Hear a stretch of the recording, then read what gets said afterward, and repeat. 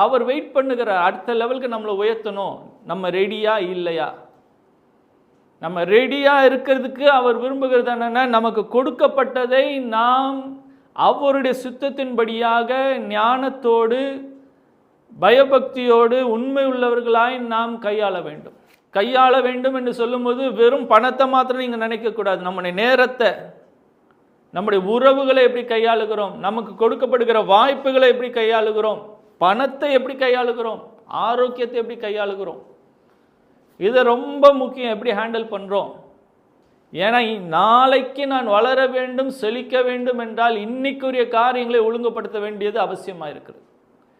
நீங்கள் ஆயத்தம் ஆகும்போது அடுத்த நிலைக்கு கர்த்தர் உங்களை கொண்டு போய் விடுவார். இப்போ ஒரு பிள்ளைக்கு சைக்கிள் ஓட்டவே தெரியல,